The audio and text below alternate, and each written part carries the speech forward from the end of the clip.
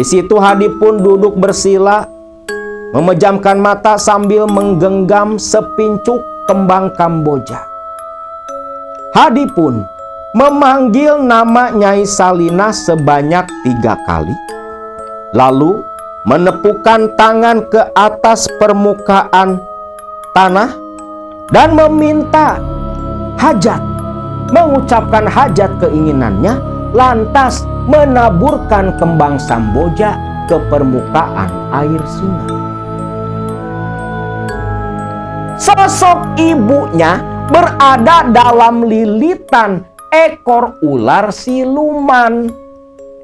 Ibunya meringis menahan sakit, bahkan Dewi melihat tetesan darah di sudut mulut sang ibu.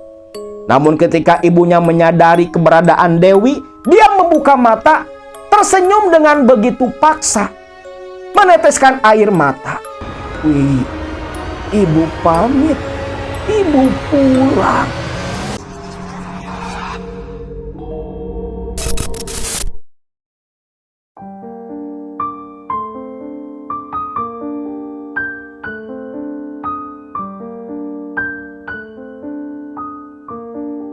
Assalamualaikum warahmatullahi wabarakatuh. Salam sejahtera buat semua Baraya KMS dimanapun kalian berada.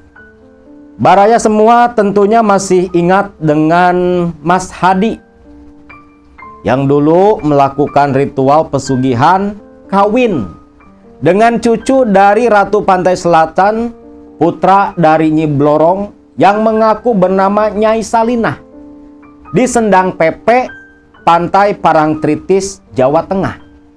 Nah, kisah kali ini adalah kisah akhir perjalanan dari Mas Hadi, di mana dalam kisah ini pula terbongkar semua oleh Dewi, adik kandungnya, yang tak menyangka ternyata sang kakak demi keluarga, demi dirinya, demi ibunya rela menggadaikan akidahnya, menggadaikan jiwanya, menjadi pasangan dari sesosok siluman. Pada waktu itu, di jalanan Provinsi Jawa Tengah, di sebuah jalan nasional yang ramai dengan hiruk-pikuk kendaraan yang berlalu lalang, tengah hari itu begitu panas menyengat. Orang-orang enggan berkeliaran. Para pengendara terlihat begitu kelelahan.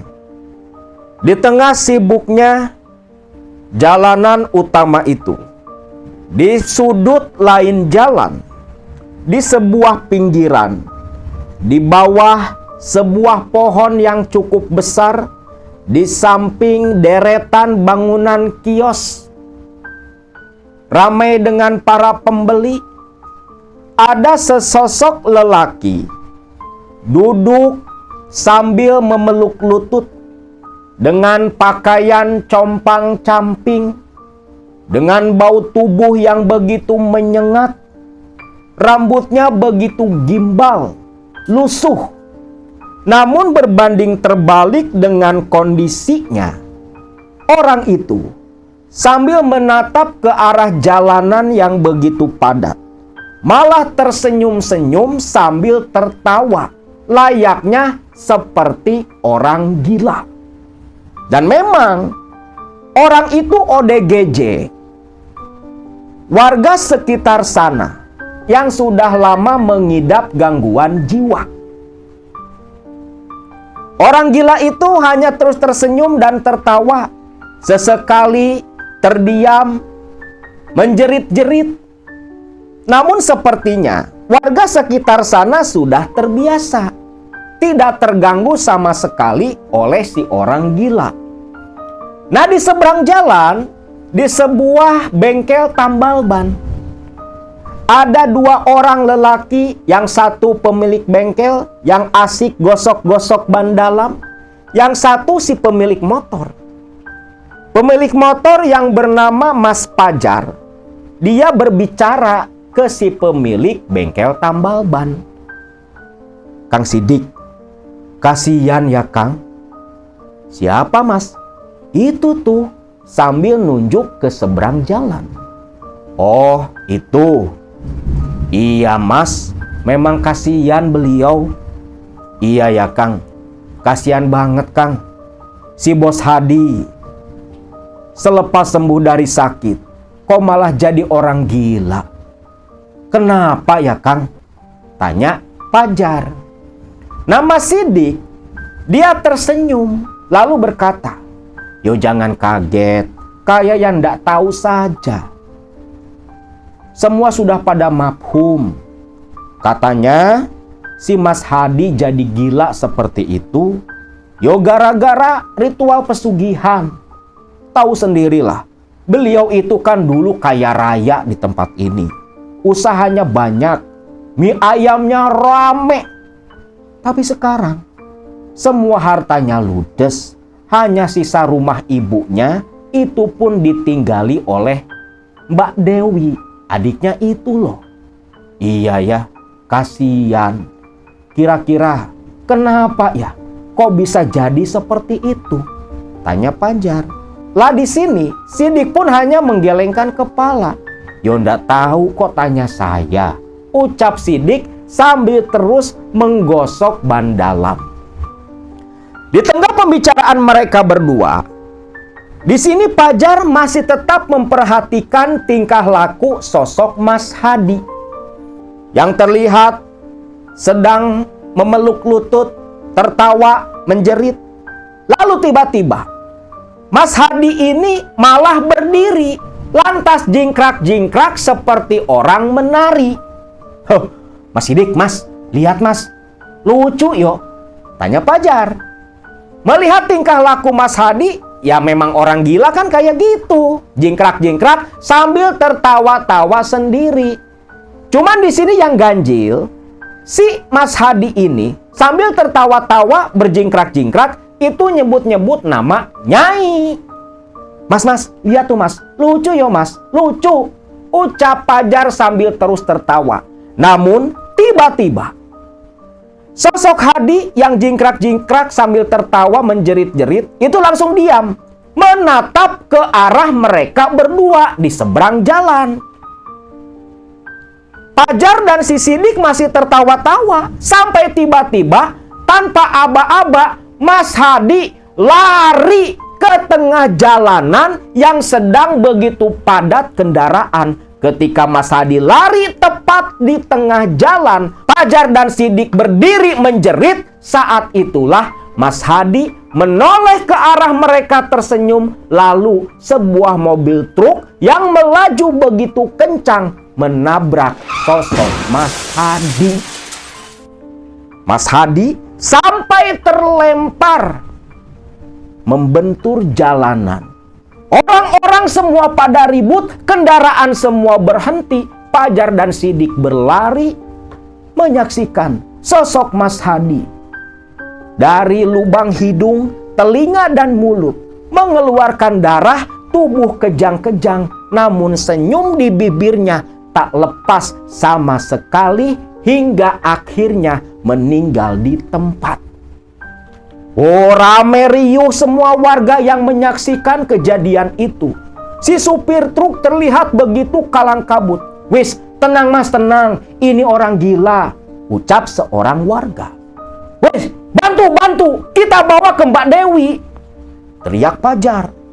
Orang-orang di situ pun langsung membantu mengevakuasi Mas Hadi, yang ketika diangkat masih mengeluarkan darah dari hidung, mulut, dan telinga, sepertinya gegar otak.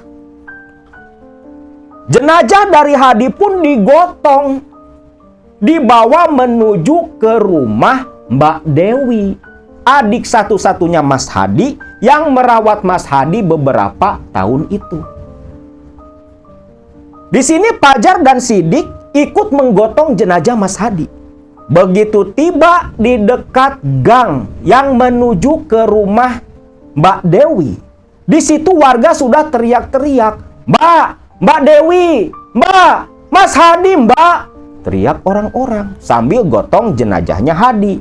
Tapi di rumah besar itu Memang ada sesosok perempuan, ibu muda yang sedang menyusui seorang bayi. Orang itu tak lain adalah Dewi dengan suaminya Anto yang sedang berada di teras rumah. Begitu Anto dan Dewi mendengar suara rame teriakan warga, menyebut-nyebut nama dirinya dan nama sang kakak, Dewi pun terkejut. Mas Anto, itu kenapa mas? Mas Hadi kenapa lagi? Pikirnya Dewi, Mas Hadi ngamuk, ngacak-ngacak warung atau apalah.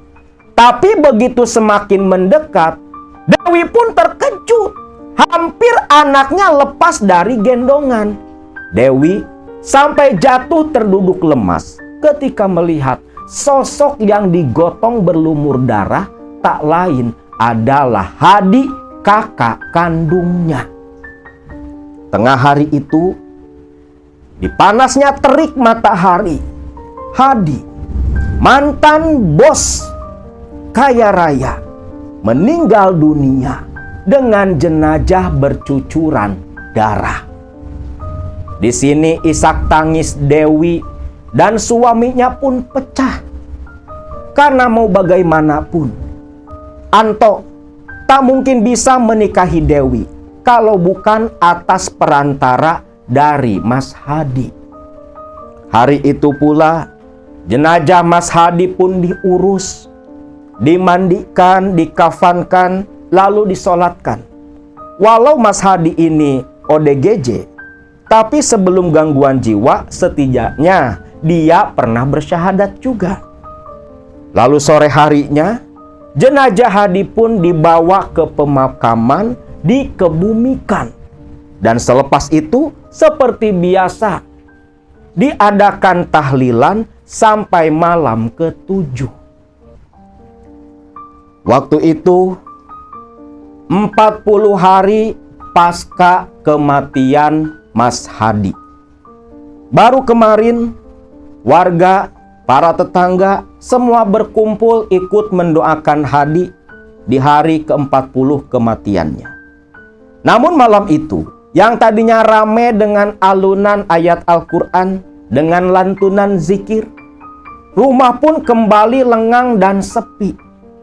Anto dan anaknya sudah tertidur lelap di dalam kamar. Namun Dewi, jam 10 malam itu, dia selalu resah dan gelisah sedari maghrib tadi. Entah kenapa, perasaannya tiba-tiba gundah tak menentu. Dewi pun jam 10 malam itu hanya duduk menyandar di sofa di ruang tamu. Sofa yang dulu tempat dia dengan sang ibu bercandaria. Dan terkadang di sofa itu pula Dewi mengusili almarhum kakaknya. Bahkan masih terlintas juga dalam bayangan Dewi, ibu dan kakaknya sedang tertawa di seberang dirinya. Namun itu semua hanya bayangan masa lalu. Dewi duduk sendiri, dan ketika dia menoleh ke sebuah foto yang tergantung di dinding, foto dirinya yang merayakan kelulusan SMA, di samping kanan sang ibu, di kirinya adalah sang kakak. Dewi pun tak terasa meneteskan air mata. Dan saat itu pula lah Dewi teringat kejadian 12 tahun silam. Waktu di mana semua terbongkar. Praktik pesugihan yang kakaknya Hadi lakukan. Waktu itu Dewi yang sedang menjalani ujian waktu masih duduk di bangku kelas 3 SMP. Beberapa kali Dewi menanyakan kepada ibunya, "Bu, Mas Hadi kemana ya Bu? Sudah beberapa hari ini Mas Hadi kok nggak ada pulang." Ibunya pun hanya tersenyum. Bu Daryati pun berkata, "Wi, Kang Masmu itu lagi ikhtiar. Yo bantu doa, mudah-mudahan ikhtiar Kang Masmu berhasil. Toh nanti kan itu untuk kamu-kamu juga." ucap sang ibu. Iya Bu, kasihan ya Mas Hadi. Semenjak diceraikan oleh Mbak Yuni, usahanya semakin hancur dan terpuruk Bu. Kalau bisa Bu, Dewi lulus SMP mau langsung kerja, biar bisa bantu ibu dan Mas Hadi. Wish, jangan. Kamu tetap harus sekolah. Masalah biaya, biar ibu dan kakakmu yang mengusahakan. Bantu doa saja ya, ucap ibunya. Dewi pun hanya mengangguk saja saat itu. Walau dalam hati dia merasa begitu kasihan kepada sang kakak. Sampai akhirnya saat itu Hadi pulang. Waktu di mana Dewi dan ibunya sedang berkumpul di ruang tamu rumah mereka, yang tiba-tiba mencium bau kembang Kamboja. Bu, bau kembang Kamboja ya? Iya, Nduk. Biarkan saja. Mungkin akan ada tamu. Tamu? Tamu siapa, Bu? Kok baunya bau kembang Kamboja, bau mayat? Bu Daryati hanya tersenyum. Tak lama, datanglah Hadi, kakaknya.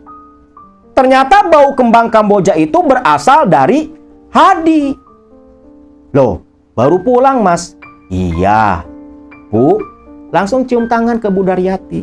Gimana? Alhamdulillah Bu. Wi, kamu masuk ke dalam kamar ya? Lah, kenapa Bu? Sudah, masuk saja ke kamar. Nah, disinilah Dewi menguping Hadi menceritakan tentang ritual kepada ibu kandungnya. Namun di sini ya Dewi nggak terlalu peduli. Selama kakaknya senang, bahagia, tak masalah buat Dewi. Waktu itu, 2 hari selepas kepulangannya Hadi, Dewi selama 2 hari di rumah baik siang ataupun malam merasa heran karena bau aroma Kamboja tak hilang juga dari dalam rumah. Ada dan tidaknya Hadi di rumah selama 2 hari itu, bau Kamboja terus tercium oleh Dewi. Namun anehnya, ibunya tak mencium hal serupa. Bu, beneran loh Bu, ini bau Kamboja. Pagi, siang, sore, malam, bau itu nggak hilang-hilang. Terlebih lagi, bau itu paling kuat berasal dari kamarnya Mas Hadi. Ada apa sih Bu? Dewi jadi penasaran. Shh, itu bukan urusan anak kecil. Kamu belum dewasa. Nanti pun kalau sudah tiba waktunya, kamu akan tahu sendiri, ucap Bu Daryati. Dewi pun mengalah, dan memang betul. Malam hari di mana kakaknya tak ada di rumah, Dewi selalu mencium bau Kamboja dari kamar sang kakak. Yang padahal pintu kamar kakaknya itu kan dikunci rapat. Dan ketika siang hari nyapu di dalam kamar sang kakak, Dewi tak menemukan 1 butir pun kembang Kamboja. Tapi baunya ada. Bukan bau minyak. Kalau bau minyak Kamboja agak berbeda. Ini mah murni bau kembang Kamboja.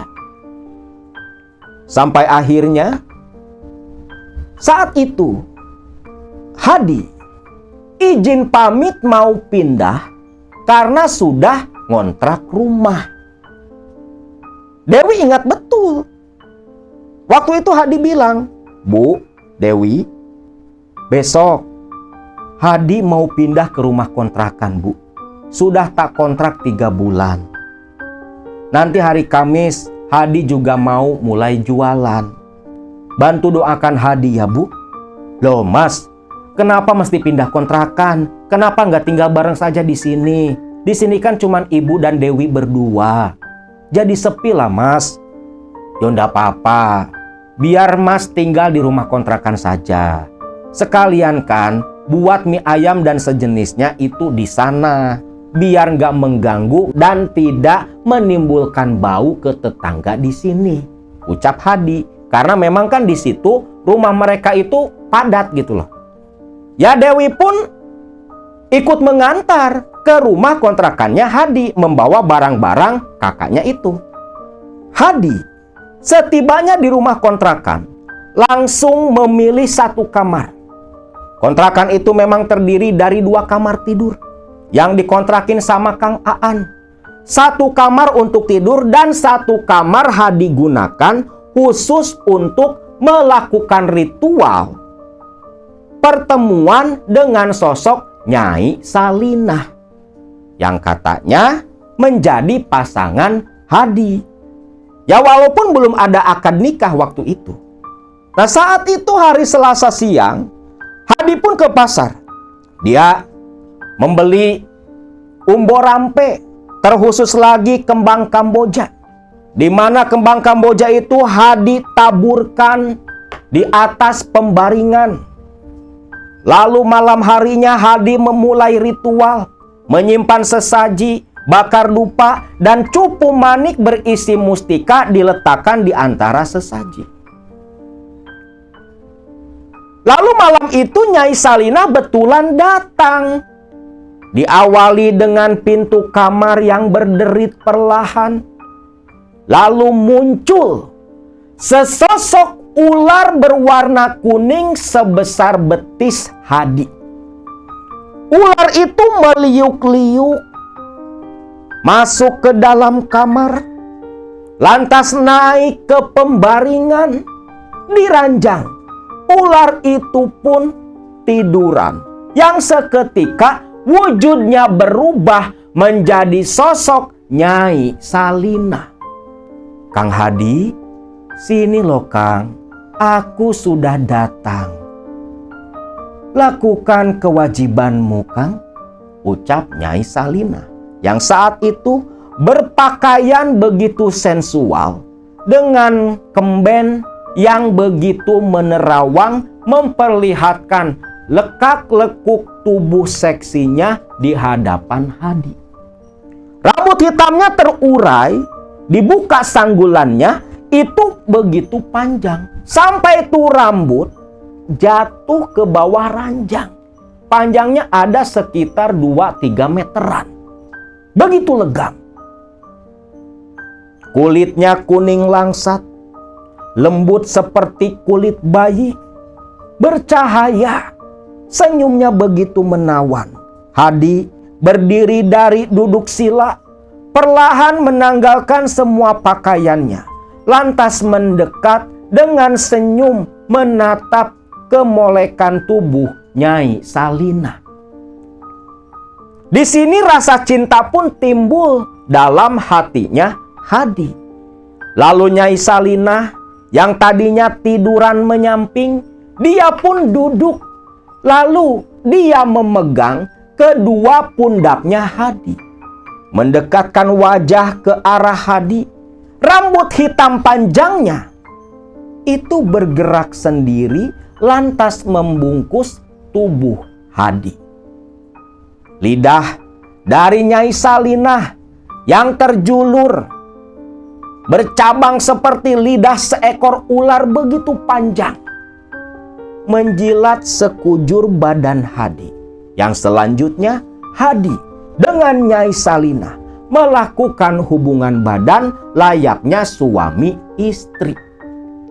Entah sudah berapa kali Hadi bertarung di atas ranjang dengan Nyai Salinah yang begitu agresif.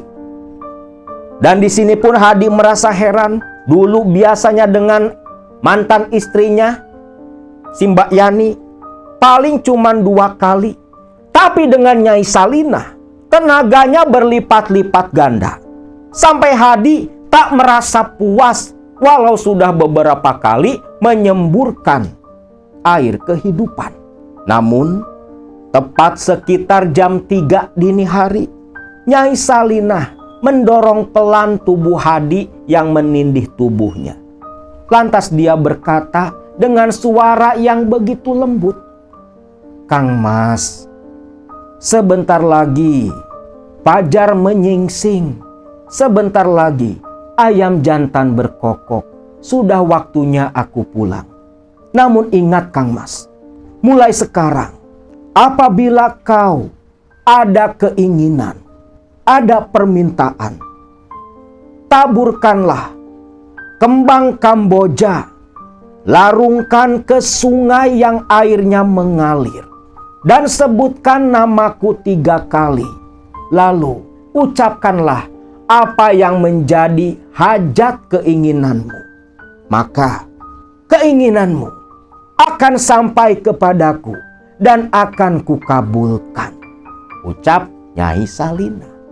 Hadi pun mengangguk.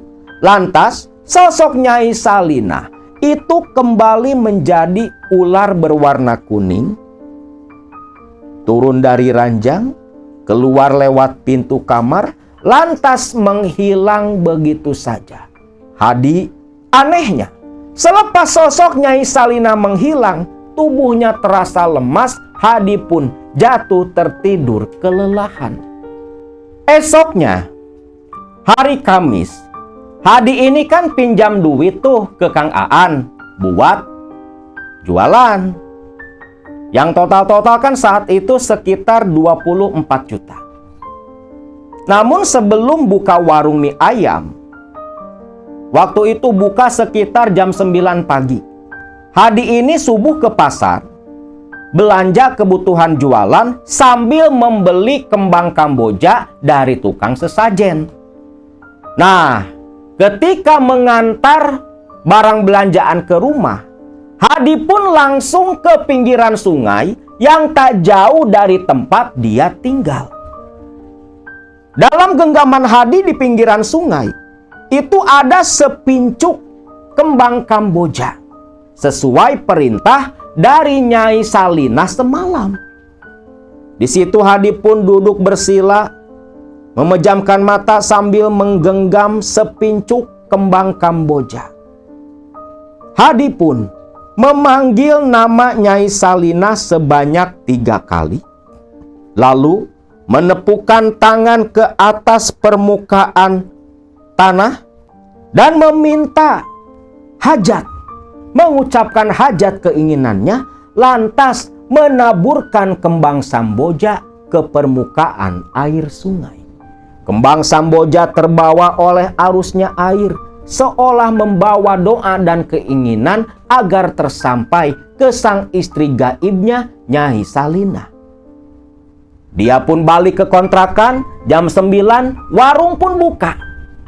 1, 2, 3 pelanggan berdatangan. Lepas tengah hari warung rame. Orang yang belanja seperti yang mau demo sembako. Dalam hitungan jam, jualannya Hadi ludes tak tersisa. Namun hal yang lebih mengejutkan terjadi selanjutnya. Saat Hadi beberes menutup warung mie ayamnya, dia menarik sorong di meja. Dia terbelalak melihat tumpukan uang begitu banyak. Begitu Hadi hitung, totalnya 3 kali lipat dari uang yang mestinya Hadi dapatkan.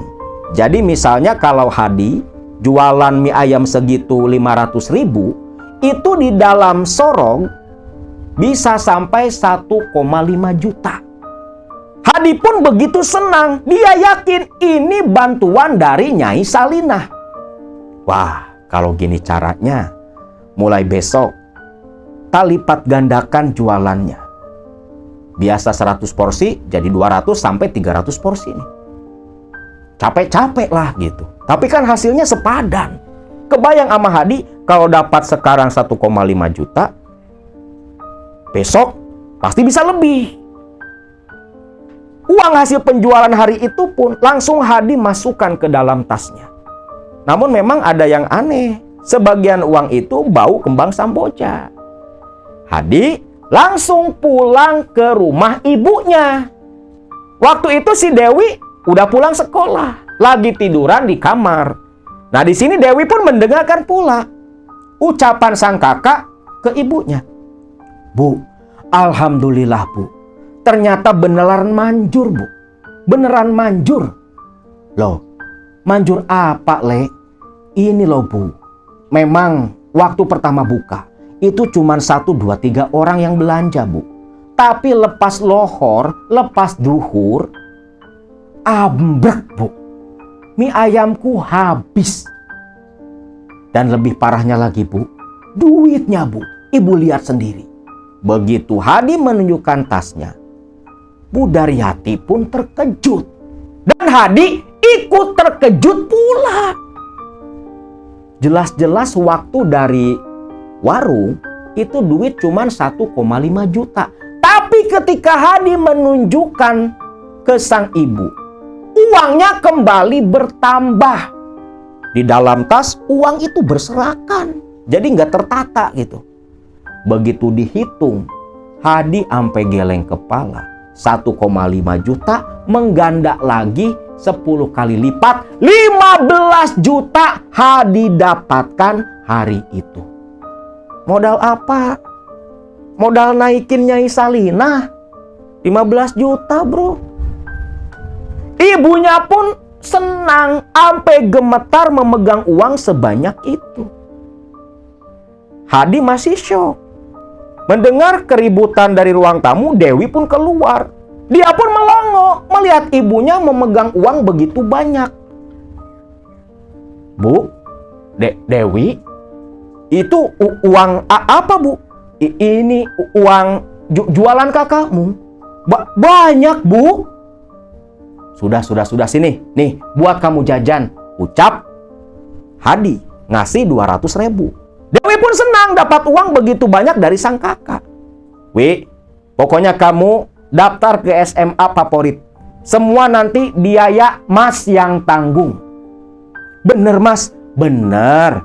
Pokoknya kamu yang penting sekolah. Masalah biaya itu urusan Masmu ini. Ucap Hadi. Dewi pun ya bahagia saja. Dan semenjak saat itu, usahanya Hadi makin melesat, makin rame. Bu Daryati yang biasanya sesekali kerja, waktu itu full diam di rumah. Dia pun dibawa berobat ke rumah sakit juga. Dewi masuk SMA favorit di sana. Kehidupan mereka betul-betul berubah, hidup sejahtera. Bahkan Kang Aan yang meminjamkan uang untuk kebutuhan ritual dan yang lain-lain, yang waktu itu sekitar 24 juta, dibayar langsung oleh Hadi 2 kali lipat.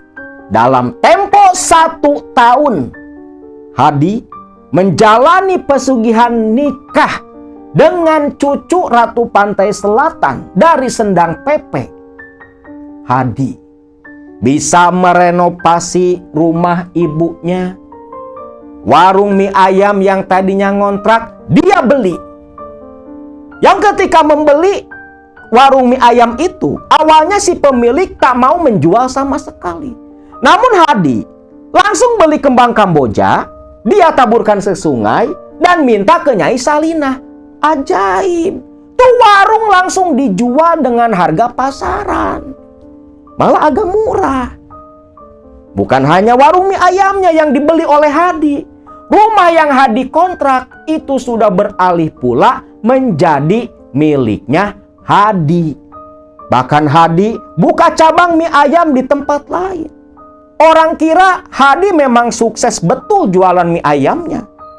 Tapi Kang Aan, Bu Daryati, dan Dewi tahu mie ayam itu hanya kedok, jalan usaha untuk menutupi pesugihan yang dilakukan oleh sang kakak.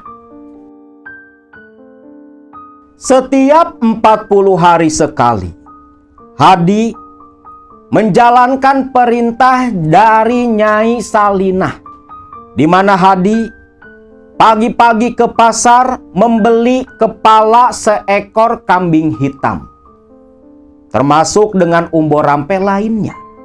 Lalu Hadi datang menemui Mbah Kusno. Mbah, ini pertama kali Mbah untuk ritual pelarungan kepala kambing.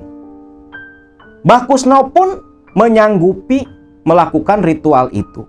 Bersama dengan Hadi, Mbah Kusno langsung menuju ke pantai Parangtritis. Dalam nampah yang terbuat dari anyaman bambu, Sesaji pun ditata sedemikian rupa, berupa kepala kambing hitam yang masih berlumuran darah dengan umbo rampe lain. Selepas dibakari dupa dan berdoa di pinggir pantai, langsung dilarung ke lautan. Dan selepas itu, Hadi pun selalu memberikan uang kepada Mbah Kusno. Jadi bukan hanya Hadi yang dapat harta kekayaan di sini. Mbah Kusno pun ikut kecipratan pula. Tiap 40 hari sekali, larung saji ke pantai Parangtritis pasti dapat uang dari Hadi. Minimal 1,5 pasti dapat tuh si Mbah Kusno. Dan itu semua Bu Daryati serta Dewi pun tahu. Cuman saat itu Dewi taunya kakaknya itu ritual mendapat bantuan dari lelembutan pantai selatan. Hanya taunya sebagai penglaris saja. Dewi belum tahu kalau Hadi kawin. Waktu itu menginjak pertengahan tahun kedua selepas kakaknya Dewi ini, si Mas Hadi, ritual di Sendang Pepe. Waktu itu Dewi masih ingat dengan jelas. Di pertengahan tahun kedua, di mana Dewi waktu itu sudah masuk kelas 2 SMA. Dewi baru selesai mengerjakan tugas sekolah. Dewi lantas keluar dari kamar karena merasakan rumah begitu sepi. Waktu itu Hadi ya hanya sesekali menginap di rumah yang sudah Hadi renovasi. Bu, ibu, teriak Dewi mencari-cari dan memanggil ibunya. Namun tak ada jawaban. Dewi pun lantas mengecek ke kamar sang ibu. Loh, ibu kemana? Kok di kamar nggak ada? Bu, ibu, teriak Dewi. Rumah itu kan udah direnovasi jadi gede. Nah, ketika Dewi berjalan menuju ke arah dapur, Dewi mendengar suara isak tangis. Isak tangis yang begitu Dewi kenali. Loh, itu kan suara ibu. Kenapa ibu nangis? Pikir Dewi. Perlahan Dewi pun berjalan ke dapur. Begitu masuk ke dapur, Dewi terkejut melihat ibunya sedang menangis sambil menutup wajah duduk di kursi meja makan.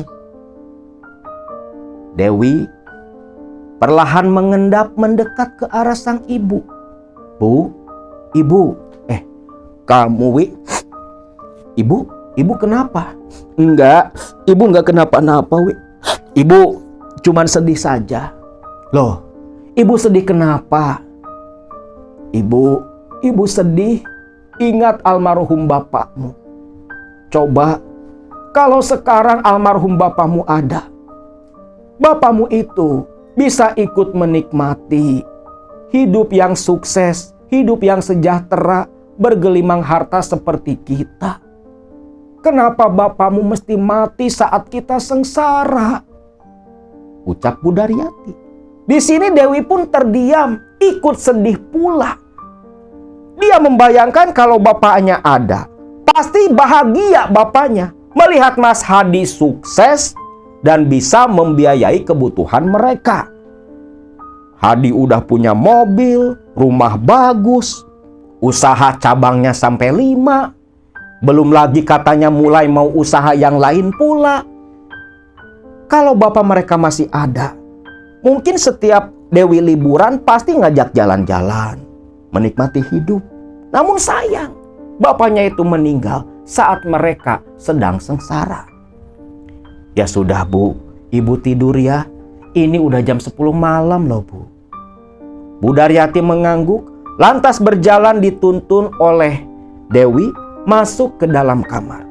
Namun ketika ibunya masuk ke dalam kamar dan menutup pintu, Dewi yang berjalan menuju ke kamarnya sendiri, baru beberapa langkah langsung tertahan.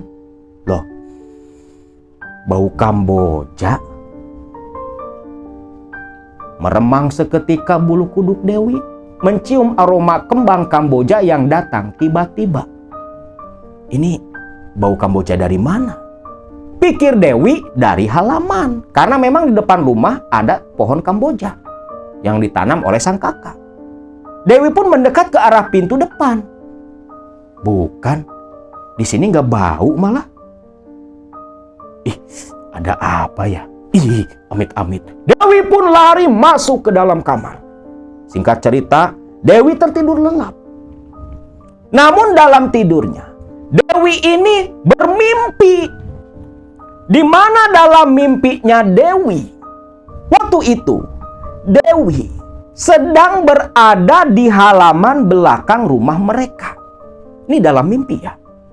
Ketika sedang di halaman, Dewi mendengar suara desisan ular. Dewi yang penasaran mencari-cari sumber desisan ular itu. Ketika Dewi perhatikan celingak-celinguk di halaman belakang, pandangan matanya pun tertuju ke tiang toren penampungan air belakang rumah mereka. Ketika Dewi menatap ke tiang toren, saat itulah Dewi melihat seekor ular kuning yang begitu besar melilit tiang tower dengan kepala tepat di atas toren, menatap ke arah Dewi sambil menjulurkan lidah bercabang dengan taring dan tetesan lendir yang jatuh ke bawah. Di situ Dewi pun menjerit. Lantas jeritannya membawa Dewi terbangun ke alam nyata, bangun dari tidurnya. Dewi duduk di ranjang dengan tubuh basah kuyup oleh keringat. Sedikit gemetar karena mimpi tadi terasa begitu nyata. Baru Dewi mau turun dari ranjang. Kembali dia tegang terdiam saat Dewi mendengar suara desisan ular berasal dari atap rumah mereka. Sontak Dewi lari keluar langsung menuju ke kamar sang ibu, menggedor-gedor pintu. Tak lama ibunya Dewi membukakan pintu. Dewi langsung memeluk ibunya sambil menangis dengan tubuh gemetar ketakutan. Loh, ada apa, Nduk? Ada apa? Ulo, Bu. Ulo. Ulo? Ulo di mana? Dewi nunjuk-nunjuk ke atas. Mana mungkin ada ular? Bu Daryati pun membawa Dewi ke kamar Dewi. Mana, Nduk? Gak ada apa-apa. Ada, Bu. Suaranya di atas. Ya Allah. Salah dengar kamu, Wi. Beneran, Bu? Coba cerita sama ibu. Ada apa sebenarnya? Saat itu sekitar jam 3 dini hari. Nah, Dewi pun cerita perihal mimpinya dan suara desisan ular ketika dia terbangun dari tidur. Ibunya malah tertawa. Wi, makanya sebelum tidur itu berdoa. Biar gak mimpi yang aneh-aneh. Itu cuma mimpi. Sudah, sekarang kamu tidur lagi, ucap Bu Daryati. Gak mau, Bu. Dewi mau tidur sama ibu saja. Ya sudah, yuk tidur bareng ibu. Dewi pun ya tidur bareng dengan ibunya. Hari-hari pun berlalu. Dewi sudah lupa akan mimpi buruk yang waktu itu dia alami. Dewi sudah naik ke kelas 3 SMA. Lagi sibuk-sibuknya.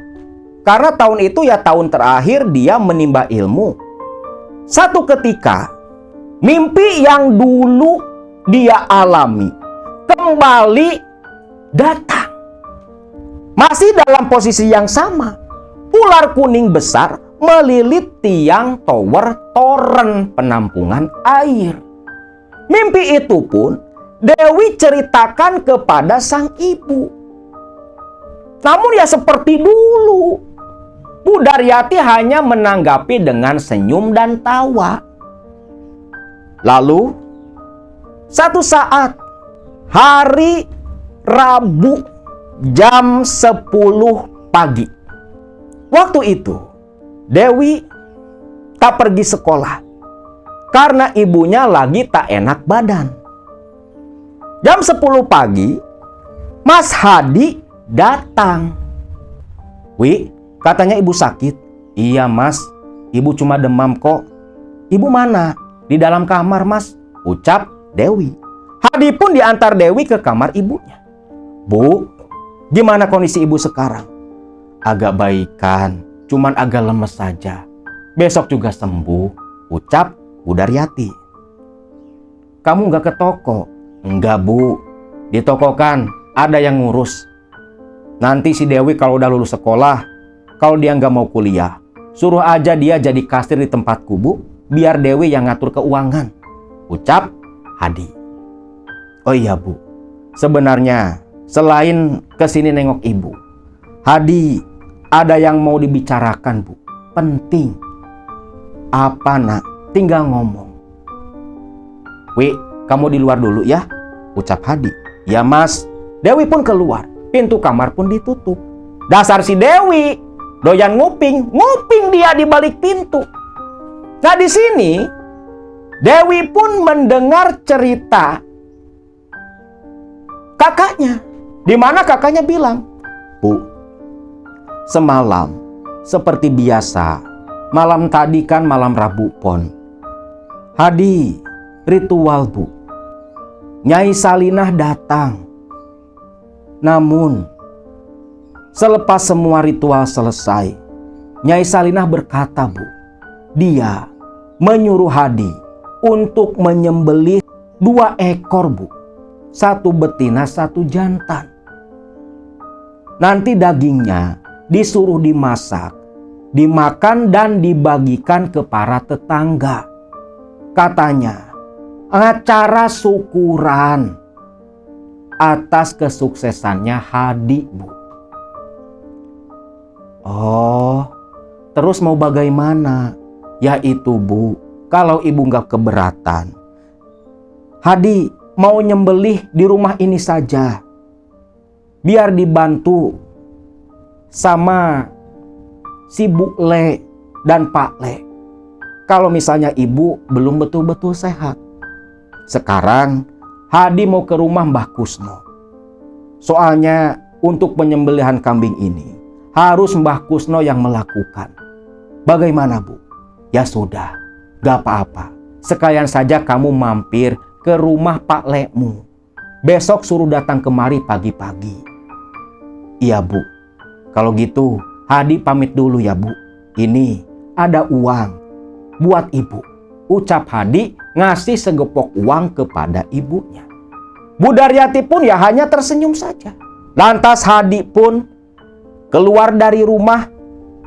Dia terkejut ada Dewi di samping pintu. Kamu ngintip lagi ya? Nguping lagi? Hehe, iya mas, yowis, gak apa-apa. Toh nanti pun kamu akan tahu sendiri. Ya sudah, mas pergi dulu ya, jaga ibu baik-baik. Iya mas, ucap Dewi. Hadi langsung mengendarai mobilnya menuju ke rumah Mbah Kusno. Di rumah Mbah Kusno, Hadi pun cerita perihal perintah dari Nyai Salinah. Maka hari itu pun Hadi meminta Mbah Kusno mencari 2 ekor kambing hitam, jantan dan betina untuk disembelih esok pagi di rumah ibunya. Singkat cerita, esok paginya Hadi ini datang. Dia datang sendiri ke rumah Bu Daryati. 1 jam kemudian, di mana waktu itu Bule dan Pak Le-nya sudah ada di sana juga, datanglah Mbah Kusno dengan 2 orang anak buahnya Hadi nuntun 2 ekor kambing hitam. Nah setibanya kambing di halaman ditambatkan, dicangcangkan, Mbah Kusno membawa umbo rampe dan sejenisnya izin ritual di rumah Bu Daryati. Kamar pun disediakan oleh Bu Daryati. Mbah Kusno pun melakukan ritual di sana. Ya kalau ritual yang waktu itu dilakukan itu tidak terlalu aneh buat masyarakat sekitar sana. Karena ritual yang dilakukan itu kan cuma nyajen. Ya itu merupakan warisan leluhur mereka. Namun di sini yang tidak masyarakat ketahui, apa yang dilakukan oleh Mbah Kusno itu ada hubungan dengan pesugihan yang Hadi lakukan. Nah selepas melakukan ritual di dalam kamar, si Mbah Kusno ini langsung keluar. dibantu oleh 2 orang anak buahnya Hadi dan Pak Le-nya Hadi, mulai menyembelih kedua ekor kambing hitam itu. Namun di sini, ketika Mbah Kusno sedang menyembelih kambing, Dewi yang ikut memperhatikan, dia terkejut melihat sang ibu menatap nanar ke arah kambing betina yang disembelih oleh Mbah Kusno. Bahkan terlihat oleh Dewi, Bu Daryati, ibu mereka, itu meneteskan air mata. Singkat cerita, selepas disembelih, 2 kepala kambing langsung dibawa dan dibungkus kain mori, dimasukkan ke kantong kresek. Sedangkan daging kambingnya itu langsung disisit, diurus, dimasak, lalu dimakan, dan sebagian itu dibagikan kayak catering ke para tetangga di sekitaran sana. Tentunya bukan hanya daging kambing dan nasi, tapi di dalam nasi box itu diselipkan pula selembar uang 50 ribuan. Nah, selesai nih, daging dibagikan, Hadi dan Mbah Kusno langsung menuju pantai Parangtritis untuk melarung 2 kepala kambing yang tadi pagi disembelih. Larungannya ya kayak biasa. Selepas semua orang bubar, rumah pun kembali sepi. Di rumah hanya ada Dewi dan ibunya Bu Daryati. Hadi balik ke rumahnya sendiri. Nah, jam 9 malam, Dewi kan lagi di kamar. Dia dipanggil oleh ibunya. "Wi, Dewi, kemari Wi," teriak sang ibu dari luar. Dewi pun bergegas membuka pintu kamar. Begitu membuka pintu kamar, Dewi terkejut. Ibunya duduk di ruang tamu dengan pakaian begitu rapi seperti orang mau kondangan. Rambutnya digelung, pakai kebaya warna kuning, bawahannya pakai kain jarik. Tersenyum ke arah Dewi sambil menggupaikan tangan. "Kemari Wi, ada yang mau ibu bicarakan." "Loh, ibu mau kemana? Udah rapi kayak gini." "Ibu nggak kemana-mana. Duduklah." Dewi pun duduk, walau pikirannya dipenuhi rasa penasaran. Katanya nggak mau kemana-mana, tapi kok dandan rapi kayak mau kondangan. Wangi tubuhnya Bu Daryati. "Ada apa, Bu?" Bu Daryati pun sambil tersenyum dengan tatapan mata yang begitu sendu. Tatapan mata seperti yang mau terjadi perpisahan dengan Dewi, anaknya. "Wi, kamu kan sudah dewasa. Sebentar lagi kamu lulus dari SMA. Baik-baiklah kamu. Nurut sama masmu. Bantu usaha masmu itu. Tak perlu kuliah. Kasihan masmu. Usaha sendiri. Bantu dia. Jangan pandang bulu. Jangan melihat upah. Kamu bisa sekolah, bisa seperti sekarang ini. Semua kan dibantu oleh masmu." "Ya iyalah Bu, kalau masalah itu mah udah jelas. Kan Dewi juga udah bilang Dewi gak mau kuliah. Dewi mau bantu Mas Hadi." "Syukur. Kalau begitu, Ibu pamit mau istirahat ya. Ibu lelah. Ibu mau tidur dulu," ucap Bu Daryati, yang langsung berdiri, berjalan menuju ke dalam kamar. Ketika mau menutup pintu, Bu Daryati kembali tersenyum dengan tatapan nanar ke arah Dewi, menganggukkan kepala. Yang membuat Dewi terkejut, ada setetes air mata jatuh di wajah sendu sang ibu. Pintu ditutup. Dewi terdiam. Pikiran berkecamuk. Kenapa kata-kata ibunya tadi seperti kata-kata perpisahan? Ada apa? Namun di sini Dewi belum mau menduga-duga. Dewi pun lantas langsung menuju kamar. Rasa ngantuk langsung datang menerpa. Dewi pun tertidur begitu lelap. Nah, di sini Dewi dalam tidur lelapnya, dia kembali bermimpi. Mimpi yang seperti dulu. Mimpi melihat ular kuning besar melilit tiang toren penampungan air di belakang. Persis posisinya seperti dulu. Kepala si ular berada di atas toren sambil menjulurkan lidah. Karena sudah beberapa kali, di sini Dewi sudah tak terkejut lagi.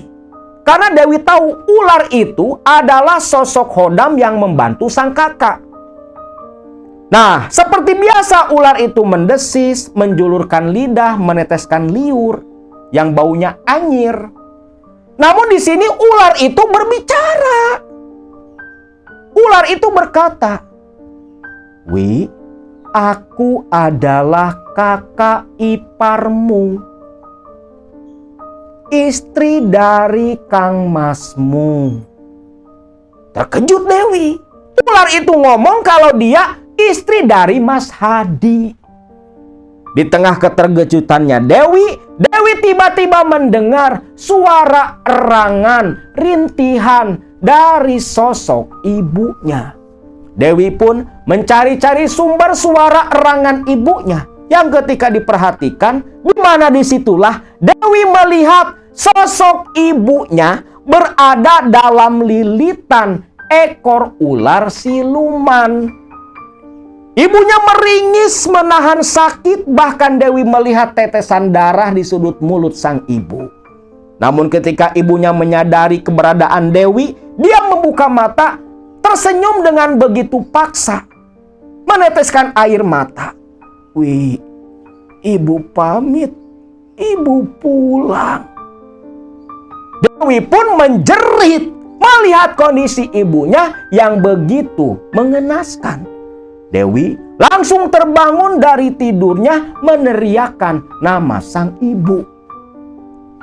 Begitu terbangun, napas tersengal-sengal, bau kembang Kamboja kembali tercium di hidung Dewi. Dewi rasa takut dia singkirkan. Dewi berlari, berteriak memanggil sang ibu menuju ke dalam kamar. Begitu pintu kamar ibunya dia dorong, Dewi masuk ke dalam, saklar dia nyalakan. Saat itulah Dewi hanya terbengong dengan tubuh gemetar tak percaya melihat sosok ibunya terbaring kaku dengan wajah membiru. Dewi perlahan tersadar, lantas berlari menerjang ke arah ibunya. Dia guncang-guncang tubuh sang ibu. Dewi menangis, namun tak ada respon dari sang ibu. Ibunya betulan mati.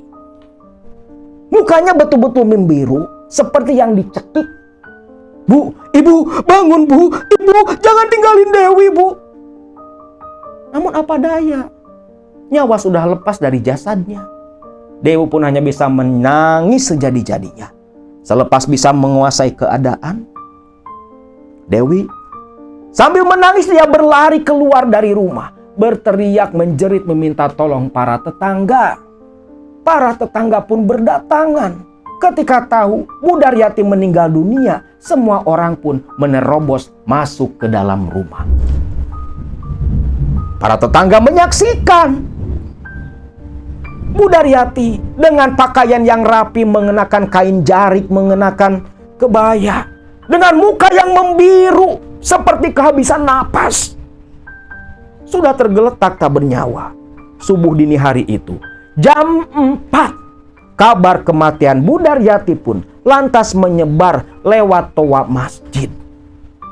Bahkan tetangga langsung menuju ke rumah Mas Hadi. Jam 5 pagi Hadi datang, turun dari mobil di pinggir jalan, berlari masuk ke gang sambil menangis meneriakkan nama ibunya. Masuk ke dalam rumah, dia menerjang tubuh sang ibu yang terbaring di ruang tamu. Hadi menangis sesenggukan, ditinggal mati oleh satu-satunya orang tua yang masih tersisa. Di sini Hadi pun menangis berpelukan dengan Dewi. Hari itu resmilah mereka menjadi yatim piatu, hanya bisa mengandalkan satu sama lain, menghadapi kehidupan yang begitu keras. Namun ya kondisi waktu itu Hadi kan udah sukses, dah kaya. Singkatnya, Bu Daryati pun diurus dan dikebumikan. Dan selepas 7 hari kematian sang ibu, Dewi waktu itu langsung bertanya ke Hadi apa yang sebenarnya Hadi lakukan. Terlebih lagi perihal mimpi sosok ular yang mengaku sebagai istri dari Hadi. Nah, disinilah Hadi pun berterus terang kepada Dewi. Dia ceritakan semuanya tanpa ada satupun yang ditutupi. Namun di sini, ketika Dewi menanyakan apakah ibu mereka mati jadi tumbal karena dalam mimpi dibelit oleh siluman ular. Lah di sini, Hadi pun tak tahu menau masalah itu. Namun di sini Hadi berkata, "Wi, ingat, apa yang masmu ini lakukan, itu semua atas seizinnya ibu. Ibu yang mengizinkan mas melakukan ritual. Dan ini semua untuk kepentingan keluarga kita. Kamu mesti paham, Wi. Dan ingat, rahasiakan ini dari siapapun," ucap Hadi. Dewi pun hanya bisa diam. Walau kuat dalam hati kecurigaan, ibunya sebenarnya jadi tumbal pesugihan sang kakak. Namun di sini Dewi tak mendesak lebih jauh. Waktu pun berlalu. Lulus dari SMA, betulan Dewi ini nggak kuliah. Walau Hadi sudah menawarkan beberapa kali, Dewi menolak. Dia ingin menjalankan wasiat ibunya sebelum mati, membantu Hadi. Maka Hadi pun menempatkan Dewi sebagai kasir dan mengatur keuangan di usaha mie ayam milik Hadi. Nah, ketika jadi kasir di usaha mie ayam sang kakak, kehidupan mereka memang Dewi aja sampai dibeliin mobil sendiri oleh Hadi. Lalu Dewi waktu itu hubungan dengan seorang lelaki, anak dari pemilik sebuah grosir di pasar yang biasa menyuplai tepung untuk keperluan mie ayam ke tempat mie ayamnya Mas Hadi. Namanya Anto. Itu pun direstui pula oleh Hadi, karena Anto ya orang kaya juga. Sampai setelah beberapa waktu menjalani hubungan, Anto dan Dewi pun menikah. Dan tentunya pernikahan diadakan dengan begitu mewah. Namun di sini orang-orang heran kenapa Hadi gak mau lagi punya istri. Dan tak pernah terlihat bawa perempuan. Padahal kurang gimana mapan Hadi ini. Jangankan janda, perawan aja banyak yang mau kok ke Hadi. Namun di sini hanya Dewi lah yang tahu kenapa Hadi tak menikah.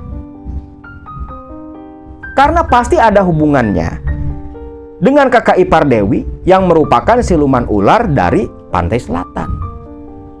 Sampai selepas 1 tahun pernikahan Dewi dengan Anto, yang tentunya Anto tinggal bersama Dewi di rumah almarhum Bu Daryati. Waktu itu Dewi terkejut ketika mendengar kabar kalau Hadi kakaknya lagi jalin hubungan dengan seorang perempuan. Katanya perempuan ini anak pejabat di kota tempat mereka tinggal. Bahkan Hadi yang bertahun-tahun tak pernah gandeng cewek, waktu itu bawa cewek dan dikenalkan langsung ke rumah Dewi. Bahkan di situ Hadi berkata kalau perempuan itu akan Hadi nikahi. Nah di sini Dewi tentunya senang dong, kakaknya akhirnya mau berumah tangga. Dewi pun merestui hubungan sang kakak. Bahkan calon istri kakaknya ini begitu baik. Di setiap ada acara keluarga pasti hadir. Gak pernah namu lah orangnya, seperti udah keluarga sendiri walau belum terikat pernikahan yang sah. Sampai akhirnya 6 bulan berlalu kakaknya menjalani hubungan. Satu saat Dewi dan Anto baru pulang dari tempat usaha mie ayam. Dewi masih tetap pegang mie ayam sang kakak. Anto dan Dewi baru saja tiba di rumah saat itu. Waktu itu Dewi belum hamil ya, belum punya anak. Nah, baru tiba di rumah. Telepon rumah berdering. Langsung dong diangkat sama Dewi. Ketika diangkat, terdengar suara tangisan dan suara seperti yang begitu panik dari kekasih kakaknya. Mbak, ada apa mbak? Wi, masmu loh Wi, Mas Hadi. Mas Hadi? Mas Hadi kenapa? Mas Hadi pingsan. Pingsan? Kok bisa mbak? Di mana? Di rumahku. Kesini Wi, kesini. Mbak panik, ibu bapak lagi nggak ada. Ucap kekasih Mas Hadi. Lah di sini Dewi ngajak Anto langsung meluncur ke rumah calon kakak iparnya. Begitu tiba di sana, betullah Hadi dalam kondisi pingsan terbaring di atas sofa. Lalu Anto dibantu oleh Dewi menggotong tubuh Hadi masuk ke dalam mobil dan dilarikan ke rumah sakit. Ketika tiba di rumah sakit, masuk UGD, langsung diberi kamar VIP. Orang kaya dong, gak pakai BPJS. Langsung masuk VIP. Nah di sini, ketika Hadi tersadar, anehnya tubuhnya panas, demam. Demam tinggi. Panas sekali. Dan lebih herannya lagi, kadang suka disela tubuh kejang-kejang. Kalau anak kecil step mungkin ya. Ini nggak tahu orang dewasa penyakit apa. Dan kondisi itu tak membaik. Hadi dirawat intensif di rumah sakit itu. Bergantian antara Dewi, Anto, dan calon kakak iparnya menunggui Hadi siang dan malam di rumah sakit. Sampai satu ketika selepas 1 minggu Hadi dirawat di rumah sakit itu. Waktu itu Dewi dan Anto yang menunggui di rumah sakit. Jam 10 malam Anto ini pamit. Mah, aku mau nyari kopi dulu ke bawah ya. Ya udah sana, turun aja ke bawah. Biar mama yang nungguin si Mas Hadi. Anto pun turun. Nah, ketika Dewi sedang duduk main HP gitu kan, tiba-tiba terdengar suara erangan dari Hadi kakaknya. Yang tak lama disertai aroma kembang kamboja. Aroma yang sudah lama tak tercium oleh Dewi. Yang tentunya membangkitkan ingatan masa lalu tentang sosok siluman ular berwarna kuning yang merenggut nyawa ibunya. Di sini bulu kuduk Dewi meremang. Lalu terdengar suara Hadi memanggil Dewi dengan nada yang begitu lirih. Dewi pun mendekat. Ada apa mas? Wi, kamu temui Mbah Kusno. Cuman Mbah Kusno yang bisa membantu masmu ini. Mas sudah melanggar aturan Wi. Ucap Hadi. Terkejut dong Dewi. Iya mas, besok pagi aku sama Mas Anto langsung ke rumahnya Mbah Kusno mas. Nah selepas menyampaikan pesan itu, Hadi pun kembali tertidur. Tubuhnya masih panas. Nah besok paginya kekasih dari Hadi kan datang. Dewi dan Anto pamitan langsung menuju ke rumahnya Mbah Kusno.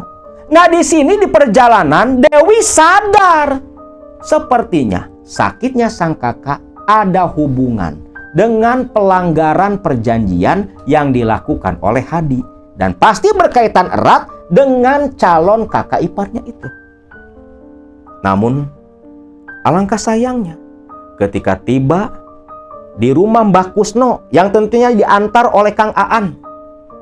Karena Dewi kan nggak tahu rumahnya si Mbah Kusno, diantar sama Kang Aan nih. Tiba di sana, Mbah Kusno sudah meninggal dunia. Karena sepertinya Hadi sendiri sudah melupakan ritual perjanjian di mana 40 hari sekali harus larung sesaji ke pantai Parangtritis. Dan tak pernah lagi menemui si Mbah Kusno. Mendengar kalau Mbah Kusno meninggal dunia, di sini Dewi pun kelimpungan harus bagaimana. Dia akhirnya balik lagi ke rumah sakit Namun ketika tiba di rumah sakit, Hadi sudah terduduk menyandar di ranjang rumah sakit. Dewi pun senang, kakaknya sudah ada perubahan. Bahkan dokter bilang 2 hari lagi Hadi sudah boleh pulang. Namun di sini Hadi jadi agak pendiam.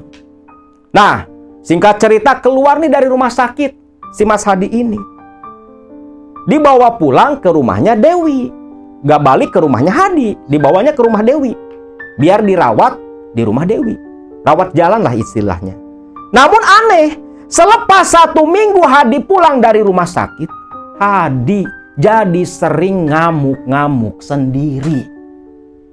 Kelakuan Hadi jadi seperti orang gila. Ngamuk, nangis, lempar balang segala macam. Sampai membuat Dewi dan Anto kewalahan.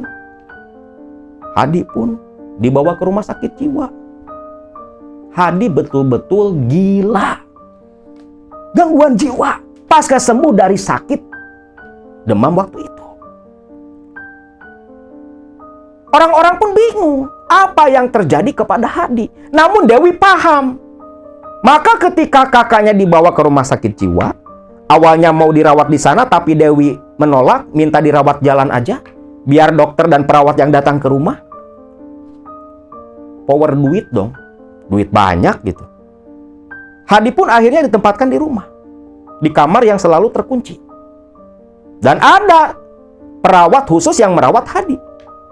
Namun selepas ngamuk-ngamuk waktu itu, Hadi nggak pernah ngamuk lagi. Cuman seringnya ya nangis, ketawa, teriak-teriak, tapi nggak pernah melakukan perusakan. Nah, di saat dirawat oleh medis, Dewi pun mencari orang pintar juga. Nah, dari salah satu orang pintar, makin kuatlah kecurigaan Dewi. Karena orang pintar itu bilang, kalau Hadi mau diambil oleh istri jinnya, karena Hadi sudah melanggar perjanjian. Maka begitu Dewi pulang, dia temui calon kakak iparnya. Dan betul lah, calon kakak iparnya mengaku kalau selama hubungan, dia sudah beberapa kali melakukan hubungan badan. Dan itulah yang membuat Nyai Salinah ngamuk mau bawa si Hadi. Namun apa daya, berbagai praktisi, dukun, kiai dimintai tolong, tak ada yang bisa membantu kembali menyembuhkan Hadi. Dan anehnya, usaha yang tadinya pesat perlahan mulai menurun sampai habis. Dipakai apa? Buat berobatnya Hadi. Rumah kontrakan sampai dijual. Bangkrut total. Pokoknya dari semua harta yang dimiliki, yang tersisa itu cuma rumah yang ditempati oleh Dewi. Setelah semua harta habis, Dewi pun pasrah. Sampai akhirnya sang kakak dilepas liarkan begitu saja.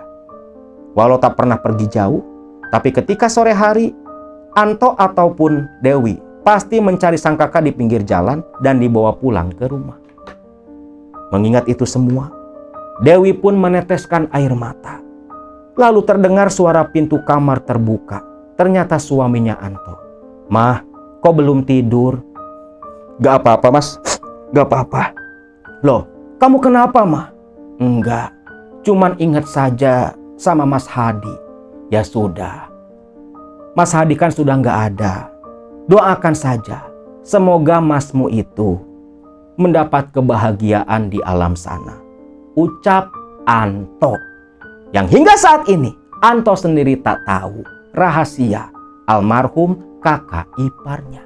Nah, itulah kisah akhir perjalanan dari Mas Hadi yang melakukan pernikahan gaib dengan sosok cucu Ratu Pantai Selatan, putra dari Nyi Blorong dari Sendang Pepe, Jawa Tengah.